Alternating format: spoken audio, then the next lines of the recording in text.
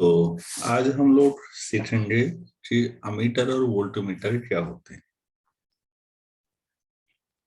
Ammeter and voltmeter, इनके साथ galvanometer के बारे में भी जानेंगे।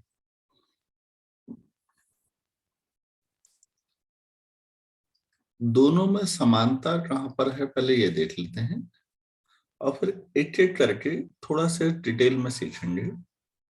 और आपको लगेगा कि ये तो बड़ा आसान है यार, इसमें तो कुछ है ही नहीं ऐसा सीखने के लिए। कोई लोग बड़ा डरे रहते हैं इन चीजों से। तो बच्चों होता क्या है, जो बेसिक लॉजिक है वो देखिएगा। इनके ऊपर एक स्क्रीन ऐसे लगी होती है, तो अच्छा नहीं बना पाया। ये यहाँ पर स्केल होते हैं, ये 0 1 2 3 4 ऐसे। और यहाँ उसके बाद छोटे छोटे भी होते हैं स्केल।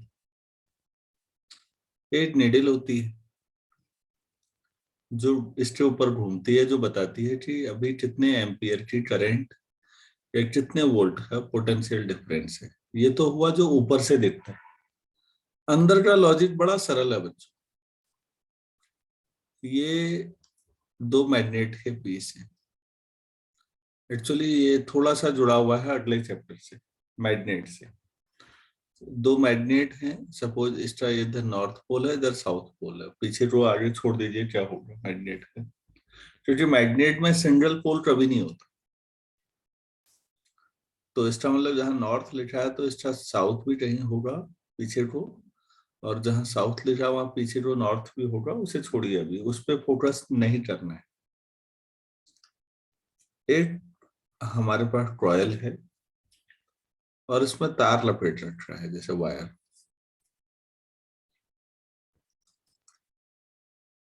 ऐसे लपेटा हो। इसमें एक निडल है।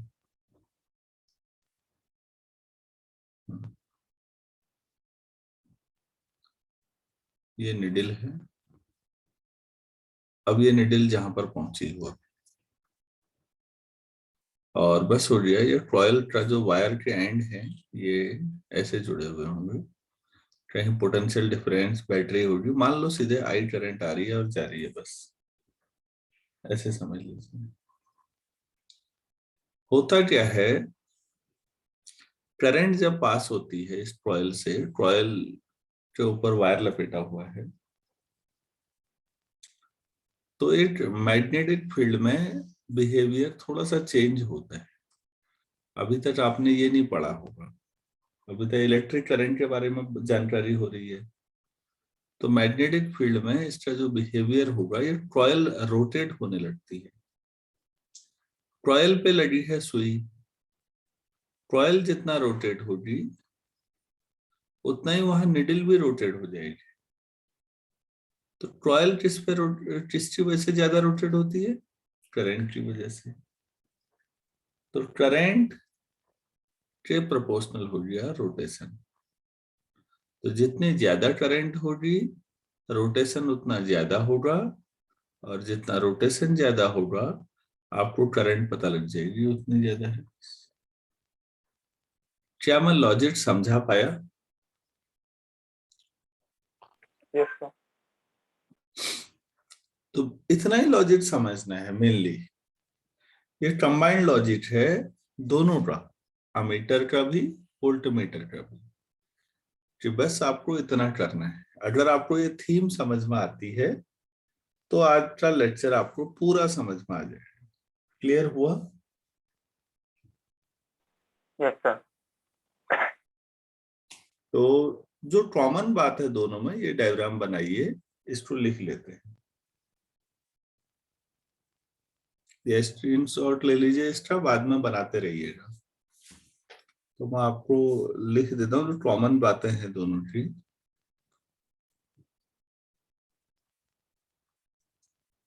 Ammeter and volt meter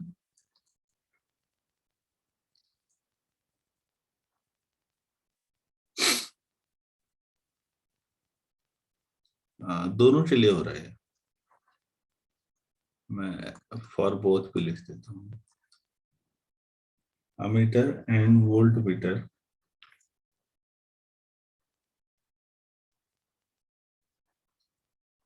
have a coil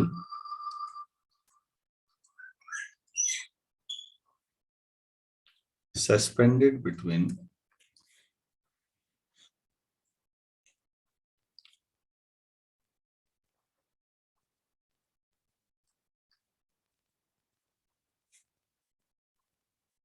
poles of magnet, between the poles of magnets कर देते हैं, as shown कर दो ज्यादा, जैसा दिख रहा है। तो मैग्नेट्स के पोल्स के बीच में हमने कॉइल रख दी। तो होता क्या है, when a current passes through the coil, क्या होगा, current passes through the coil, तो मैग्नेटिक फील्ड में रखी है तो हम बाद में पढ़ेंगे, डिफ्लेक्ट। तो कॉइल डिफ्लेक्ट हो जाती है थोड़ा सा अपनी पोजीशन से। तो फिर द एंगल ऑफ डिफ्लेक्शन क्या हो, the angle of deflection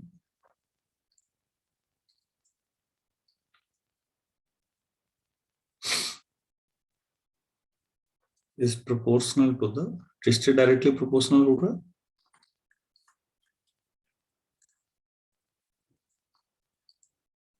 is proportional to the current।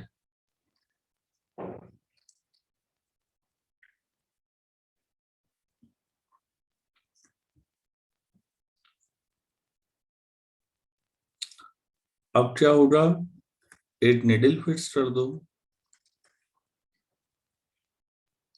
a needle is fixed to the coil, उससे क्या होगा,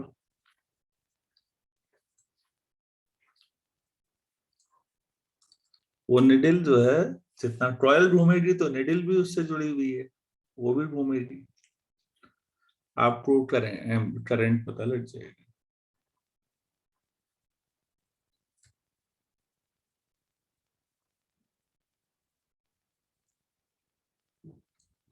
पूरा कंसेप्ट समझ में आया या नहीं आया? When the coil deflects, Yes, sir.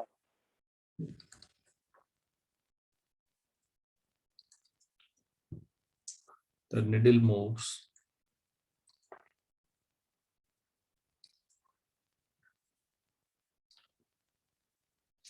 on a graduated string।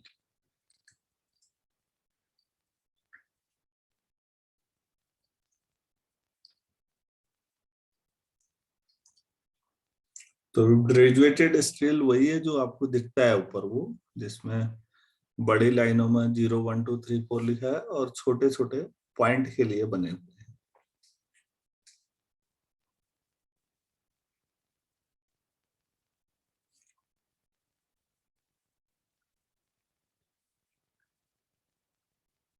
क्या ये मोटे तौर पर समझ में आया कि कंसेप्ट क्या है?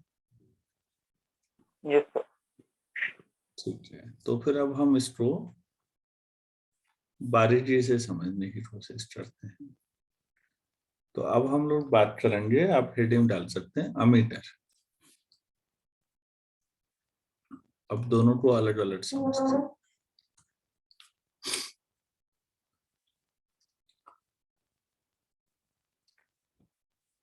अमीटर में होता क्या है, थोड़ा सा उसका स्ट्रक्चर जानते हैं। यहाँ पर बच्चों हमें सर्किट में करंट कितनी है ये नापनी है, लेकिन प्रॉब्लम यह है कोई भी इक्विपमेंट जो नापेगा थोड़ी बिजली उस पर खर्च हो जाएगी, वो कहाँ रीडिंग में आ पाएगी। बिना बिजली के थोड़ी चलेगा कोई इक्विपमेंट। चलता है जो इलेक्ट्रिसिटी से चलने वाले हैं, क्या वो बिना बिजली के चल जाएगा? No sir. आप वही दिक्कत समझ में आ रही है? मैथ्स वाला होता तो वो कहता नहीं नहीं ये तो गड़बड़ है। फिजिक्स वाला कह रहा है अरे चलता है यार, इतना थोड़ा अप्रोक्सीमेशन छोड़ो। प्लीज ध्यान दीजिएगा, ये हर जगह होता है। थर्मोमीटर में भी होता है। थर्मोमीटर का रूल क्या है? टेम्परेचर को नापना, जितना टेम्परेचर है। लेकिन आपने देखा होगा हम उसमें मरकरी रखते हैं, तो मरकरी जितनी एक्सपेंड होगी हम मान लेते हैं उतना टेम्परेचर है। लेकिन भाई मरकरी को भी तो गर्म होने के लिए एनर्जी चाहिए। काफी देर तक तो पहले गर्म होगी तब एक्सपेंड होगी। तो जो इसमें एनर्जी लगी वो वाले की तो कैलकुलेशन ही नहीं है। इसका मतलब है थर्मोमीटर ने जितना नापा है एक्चुअल में उससे थोड़ा सा ज्यादा टेम्परेचर था। कुछ एनर्जी तो चले गई मरकरी को गर्म करके एक्सपेंड करवाने में। हकीकत में समझ में आई बात? Yes sir. तो फिजिक्स आपको अप्रोक्सीमेशन सिखाती है कि अरे भाई थोड़ा एडजस्ट कर लो, थोड़ा सा खर्चा तो होगा ही। हाँ, मरकरी की जगह कुछ और रखते तो ज्यादा खर्चा होता। मरकरी कम से कम खर्चे में काम चला रही है, तो हम मरकरी डालते हैं थर्मोमीटर में। नहीं तो कोई पूछ सकता है रंगीन पानी क्यों नहीं भर लेते उसमें? वो भी लाइन ऊपर को जाएगी, पता लग जाएगा बुखार कितना है। पानी की स्पेसिफिक हीट औरों से बहुत ज्यादा होती है, वो तो और सबसे ज्यादा एनर्जी ले लेगा। तो रीडिंग में ज्यादा एरर होगी या नहीं? Yes mercury sir. में स्पेसिफिक हीट बहुत कम होती है, इसीलिए वो कम एनर्जी में गर्म हो जाता है। तो चलो कम से कम एरर होगी। एरर तो फिर भी है लेकिन कम से कम। ऐसा ही एरर अमीटर के साथ भी है। अमीटर खुद भी तो बिजली खर्च करेगा, वो भी तो एक इक्विपमेंट है। तो क्या अमीटर 100% सही नापता होगा? नो। में कितनी बिजली है, बल्कि कुछ बिजली तो उसी पे खर्च हो गई, जो बची वो नाप दी उसने। तो अब आप कहेंगे कि साहब अमीटर में, जैसे आपने थर्मामीटर में तो सोच लिया, अमीटर में क्या करें ऐसा कि अमीटर में कम से कम बिजली का खर्चा हो?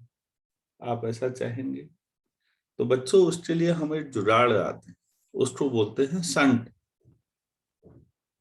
एक वायर होता है, उसको क्या बोलते हैं? SHUNT। आप कहेंगे ये क्या है? चलो हम ऐसा बनाते हैं, मान लो हमारे पास ये एक अमीटर है, ठीक है, ये अमीटर मान लिया मैंने। अब अमीटर की जो कॉइल है उसका अपना रेजिस्टेंस होगा, उस रेजिस्टेंस को RC ले लेते हैं। इस अमीटर के साथ क्या करते हैं, हम इसके साथ पैरेलल में एक छोटा सा स्मॉल r रेजिस्टेंस और लगा देते हैं पैरेलल में। हाँ, और इस पूरे तामझाम का नाम अमीटर कर देते हैं। मतलब ये अमीटर के अंदर लगा होगा, तो अमीटर बाहर से जो दिखेगा बच्चे को लैब में वो ऐसा होगा। मैं इसको लिख देता हूँ इसके नाम के आगे कि साहब ये अमीटर है पूरा। अब यहां से करंट आ रही है, करंट आने के लिए बैटरी बैटरी जोड़ी होगी। आज बैटरी पे फोकस नहीं है तो अमीटर पे फोकस है, तो ज्यादा तामझाम नहीं, बस। तो आप चाहो मोड़ना हो तार को मोड़ लो यार, नहीं मोड़ना मत मोड़ो, वो तो कोई बात नहीं। समझ में आया? Ammeter yes sir. समझना इतना ही है बस। बस मुझे एक लॉजिक आपको समझाना है कि ये स्मॉल आर क्यों जोड़ दिया। उसको जोड़ने से क्या फायदा होगा, इस पे बातचीत करेंगे हम। तो ये आपको पूरा अमीटर बना हुआ दिखता है, लैब में ऐसे ही पूरा होगा। मैं यूट्यूब पे कोई वीडियो होगा मैं शेयर करूंगा, एक बार देख जरूर लीजिए। इतना क्लियर है? तो yes sir, हाँ, मान लेते हैं, देखिए प्लीज, यहां से I1 करंट पास हो रही है सपोज ऊपर वाले से, तो फिर टोटल करंट I थी, ऊपर से I1 हो गई, तो नीचे से I माइनस I1 लिख दें या I2 लिख देते, एक ही बात थी। ऐसा कर सकते हैं। इसको भी क्यों छोड़ा, इसको भी कर देते हैं, लो भाई ऐसा भी जोड़ लो। तो अगर मैं इसका पोटेंशियल डिफरेंस V ले लूं बैटरी के टर्मिनल्स का, तो अब मैं ये मानूंगा कि यहाँ पर भी V है पोटेंशियल ऊपर, और यहाँ 0 पोटेंशियल है राइट साइड में। क्लियर है? yes sir, yes sir, हाँ, तो चलो इसको थोड़ा लिख लेते हैं इसके बारे में, फिर छोटा सा है, 5 मिनट का भी नहीं है यार। लिखिए please. In an ammeter,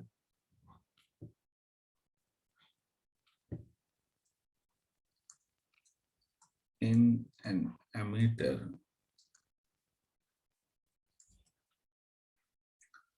a resistor, छोटा वाला स्मॉल r जो था ना, a resistor having a small resistance, having a small resistance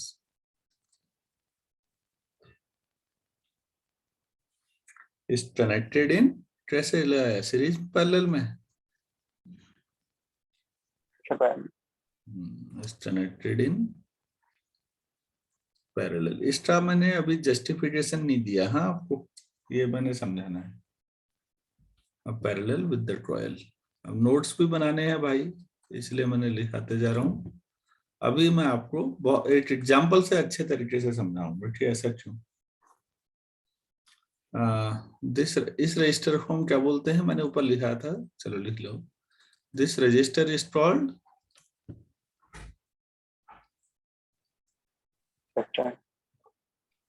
called the shunt. बच्चों, जब ट्रेन भी काठगोदाम आते तो शंटिंग आपने वर्ड सुना होगा, ट्रेन शंटिंग करती है। अरे भाई वापस जाना होता है, इंजन हटाया जाता है, इंजन दूसरे ट्रैक में आएगा, फिर इधर से लगेगा, तभी आगे हो जाएगी ना ट्रेन वापस। अरे ये देखो, ये ट्रेन आ गई, ये हमारी ट्रेन है, ये उसका इंजन है, ये काठगोदाम आ गई ट्रेन दिल्ली से। अब आगे को तो पहाड़ है, अब क्या करोगे, ट्रेन मोड़ने का तरीका है नहीं, ये तो बहुत लंबी है। तो इंजन को अलग करिए, इंजन को थोड़ा सा आगे ले जाओ और वहां से दूसरी पटरी पे लेके आओ इधर से, इस पटरी को ऐसे, फिर इस पटरी में जाने का कोई रास्ता होगा, इंजन वापस इधर से इधर आ जाएगा और फिर आगे से इधर लग जाएगा, अब ट्रेन इधर को जाएगी। ऐसा होता होगा या नहीं होता होगा, सोचो। yes sir, हाँ, तो पैरेलल उसमें आप लेके आएंगे ना इंजन को, दैट इज शंटिंग। ये रेलवे वाले खूब वर्ड यूज करते हैं, लेकिन और फिजिक्स वाले भी, और ये वाइवा में बहुत पूछा जाता है कि शंट क्या होता है। तो शंट अमीटर के साथ जो पैरेलल में एक छोटा सा रेजिस्टेंस लगा होता है वो होता है। ये तो है पहला सवाल और उसका जवाब। दूसरा सवाल ये है कि पैरेलल में ही क्यों लगता है, और तीसरा सवाल है कि ये आर की वैल्यू स्मॉल आर ही मतलब काफी कम क्यों होती है, ज्यादा होने से क्या हो जाएगा। इसका जवाब अभी देना है। मैं एक साथ कई चीजों पे काम कर रहा हूँ, अमीटर के कंस्ट्रक्शन की थीम भी समझ आ रहा हूँ। तो अब मैं कम क्यों होता है पे आता हूँ। इतना तो क्लियर हो गया होगा।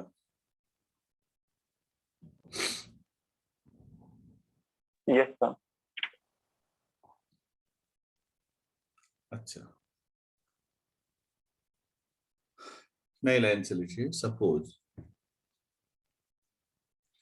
अब हमने दो रजिस्टर लिए है ना बच्चों, एक तो आरसी ले रखा है, अमीटर की जो अपनी कॉइल है उसका रेजिस्टेंस कैपिटल आर और सफिक्स में सी लिखा हुआ है, तो वो उसके बारे में लिखते हैं। लिखिए suppose the coil has a resistance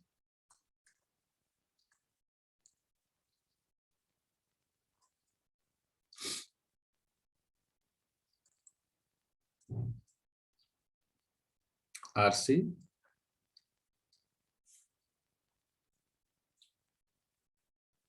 and shunt has a resistance small r.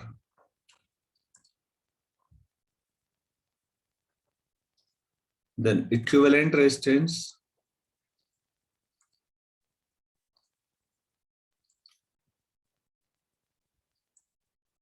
दो पैरेलल में है भाई, 1/r इक्विवेलेंट मान लेता हूं, तो वो 1/rc प्लस 1/r हो जाएगा, पैरेलल है ये, ठीक है। Yes. तो rc plus r into rc, तो यहां से आपको r इक्विवेलेंट कितना मिला, r into rc upon rc plus r। वैसे इसको क्लोज करने की जरूरत है नहीं, तो 8 लाइन का है, छोटा सा, क्लोज मत करिए।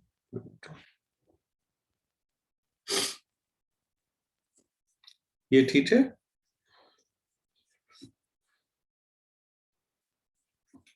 Yes, sir. अच्छा, क्या हम ये जो लूप बना है ऊपर, उसमें किरचॉफ लॉ लगा सकते हैं?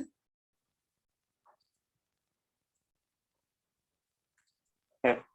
ओम्स लॉ से भी काम चल जाता है वैसे, using Kirchhoff's law in the loop.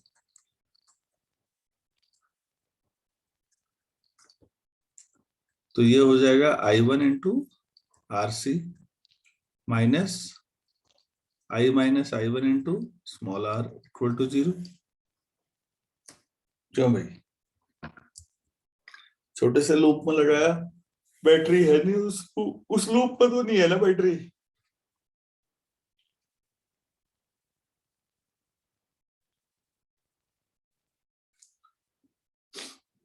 अरे मेरी समझ, ये बात समझ में आई नहीं आई? नहीं आई तो बेटा ऐसे समझो, ओम्स लॉ ऊपर वाले में सोचो, पोटेंशियल डिफरेंस यहाँ पर V है, ये और इधर 0 है यहाँ पर, और यहाँ पर पोटेंशियल 0 है, तो V माइनस 0 ऊपर वाले में I1 RC और नीचे वाले में I minus I1 Yes. Into R। दोनों को बराबर कर दो भाई, यही तो लिखा है। Yes, sir. तो हो गई कैलकुलेशन बस। I1 I माइनस I1 था, हाँ, तो I1 8 साथ पकड़ो, RC plus R equal to IR, तो I1 equal to R upon RC plus R into I। तो यहां से आप देखो कि I1 किसके प्रोपोर्शनल है, as R and RC are fix. अब तो आप बैटरी बदलते जाओ, कोई दिक्कत नहीं, करंट अलग अलग हो जाएगी, लेकिन स्मॉल r और RC तो कांस्टेंट रहेंगे ना। Yes, sir.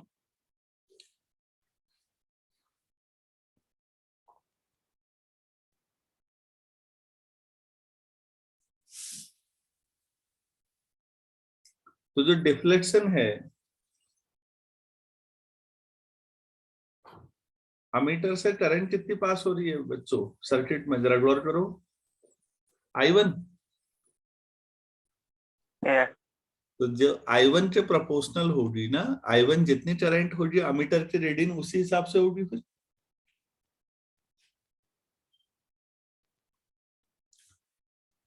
Yes, sir. I1 से जितनी करंट पास होगी, I1 करंट पास हो रही है अमीटर से, तो उस हिसाब से I1 जितनी ज्यादा होगी उसी हिसाब से अमीटर की निडल घूमेगी और रीडिंग आ जाएगी। लेकिन I1 के प्रोपोर्शनल जो है वो तो I है, देखिए नीचे लिखा है लास्ट में। तो इसका मतलब है जितनी करंट है उसी हिसाब से I1 भी होगी। तो यहाँ पर लिख लेते हैं, ये काफी महत्वपूर्ण बात है।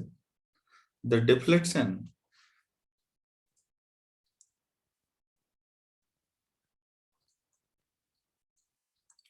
इज प्रोपोर्शनल टू, डिफ्लेक्शन जो होगा अमीटर में किससे प्रोपोर्शनल होगा, I1 and hence to I।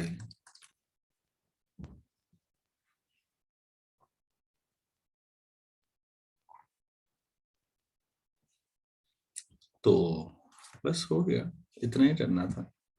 Ammeter इतना ही है भाई।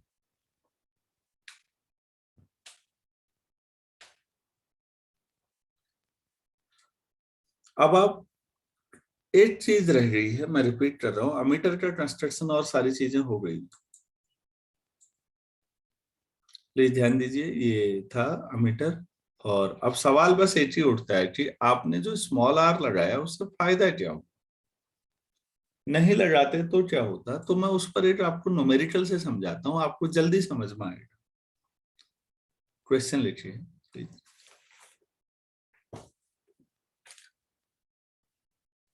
ऐसा करते हैं, ऐसा बना लेते हैं, देखिए।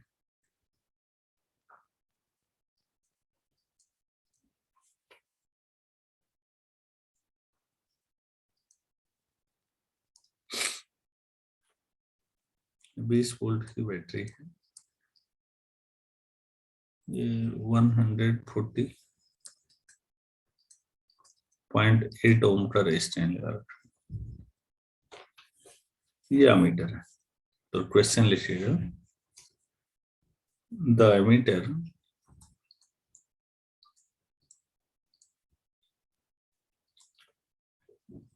as shown consists of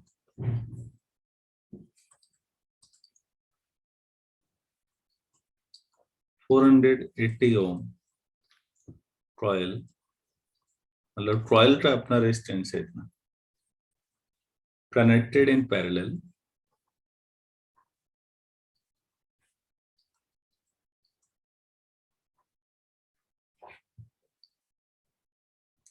to 20 ohms है।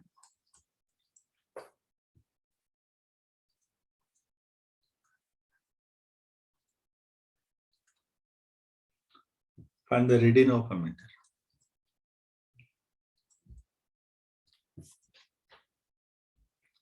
Find the reading of ammeter.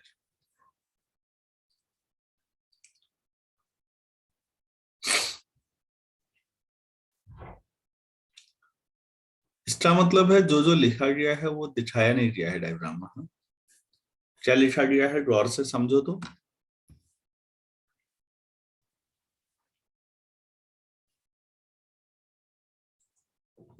Hello, sir coil का रेजिस्टेंस एमीटर के अंदर। एक्सटर्नल रेजिस्टेंस तो देख रखा है 140.8 ओम, वो तो अलग है, उसका जिक्र ही नहीं है। अमीटर की अपने कॉइल का रेजिस्टेंस कितना है, सर 480।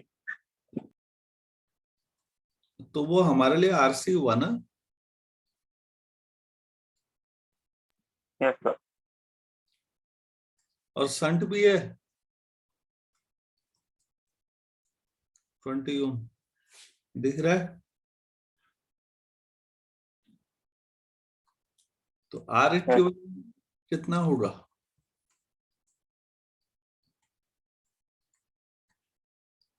दोनों पैरेलल में लगे होते हैं ना, अमीटर और संट तो आपस में। Yes sir.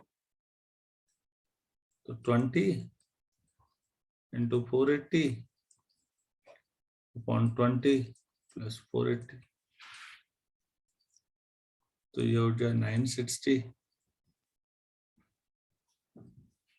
अपॉन 500, दोनों जीरो कैंसिल, तो इक्विवेलेंट रेजिस्टेंस कितना आ गया 19.95 ठीक है। सोचो यार, एक अमीटर की कॉइल का रेजिस्टेंस अच्छा खासा था, 480 ओम था। एक 20 ओम के शंट की वजह से इक्विवेलेंट कहाँ पहुंच गया 19.2। तो रेजिस्टेंस कम करोगे तो रेजिस्टेंस जो होगा उतनी रेजिस्ट कर देगा ना करंट को। तो अमीटर क्या नापेगा अगर रेजिस्ट हो गई तो अमीटर का अपना रेजिस्टेंस कम करने का कितना बेहतरीन तरीका है, क्या ये समझ पाए तुम? अगर ये सन यस सर। 20 ओम का, तो जितना भारी भरकम कॉइल का अपना रेजिस्टेंस हो गया है 480। तो आप अगर जब चीजों को समझे हैं तो वाइवा में पूछा जाने वाले फेवरेट सवालों में से है कि शंट क्या होता है। तो आप कहेंगे सर अमीटर में जो अमीटर के पैरेलल एक छोटा सा वायर लगता है उसको क्या बोलते हैं, शंट बोलते हैं। दूसरा सवाल आएगा उससे फायदा क्या होता है, तो आप कहेंगे अमीटर में ना जो कॉइल होती है उसमें तार बहुत लपेटी होती है। अब जब तार काफी लंबी लपेटी होती है तो तार के साथ हमने ये पढ़ा था, देखो बच्चों, R equal to rho L upon A. तो यार जब ये एल बहुत ज्यादा हो जाएगा तो रेजिस्टेंस भी ज्यादा होगा कि नहीं होगा। Yes sir. वो कॉइल के बारे में हम मैग्नेटिक फील्ड में पढ़ेंगे, कॉइल कैसे बनती है। लेकिन अब बन गई समझ लो, तो उसकी लंबाई काफी ज्यादा होती है तो रेजिस्टेंस काफी ज्यादा हो जाता है। अब उस रेजिस्टेंस को कम कैसे करें? आप एक पैरेलल में छोटा सा, ज्यादा रेजिस्टेंस का नहीं, कम रेजिस्टेंस का एक वायर लगा दीजिए, छोटा सा तार जोड़ दो यार बस। आपने देखा कहाँ 480 ओम का रेजिस्टेंस कॉइल का था, लेकिन एक छोटा सा 20 ओम के वायर को जोड़ने की वजह से टोटल इफेक्टिव रेजिस्टेंस 19.2 लो और भी कम हो।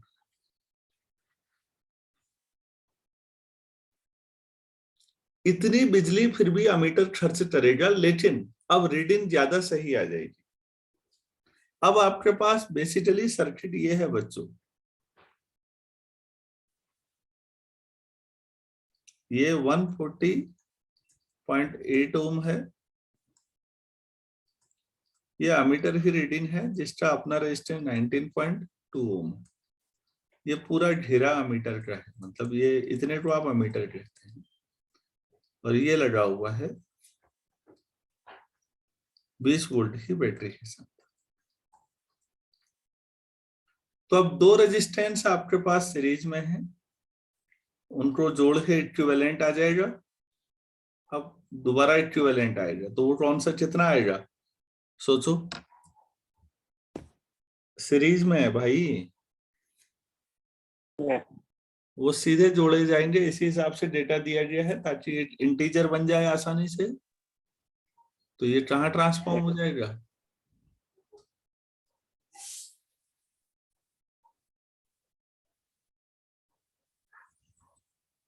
कितना आ जाएगा टोटल रेजिस्टेंस 1 7। अब V equal to I R लगा लो, V माइनस जीरो मतलब, तो 20 माइनस जीरो, आई पता नहीं है, और आर रेजिस्टेंस कितना हो गया टोटल 160। तो करंट कितनी हो जाएगी 20 अपॉन 160, 1 अपॉन 8, 0.125 एम्पियर। इतनी करंट फ्लो होगी sir.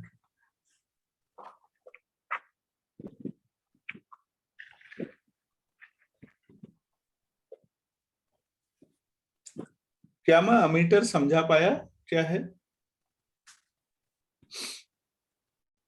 Yes sir.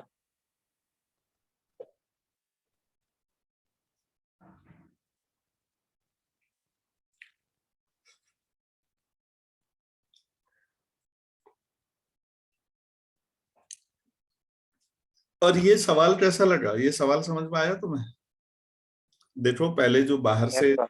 Additional resistance है वो तो अलग है, कभी हमने बैटरी पे फोकस किया, कभी रेजिस्टेंसेस पे फोकस किया, आज हम अलग फोकस कर रहे हैं सर्किट में। मेरे पास एक एमीटर है, उसका अपना कॉइल का रेजिस्टेंस दे रखा है और एक पैरेलल शंट का, तो इक्विवेलेंट निकाल लो तो देखा यार इक्विवेलेंट तो बहुत ही फायदेमंद है, बहुत ही कम हो गया। अब जो कम हो गया वो और एक्सटर्नल को जोड़ के बना लो एक सर्किट, सिंपल सा, ओम्स लॉ लगा के बन जाएगा।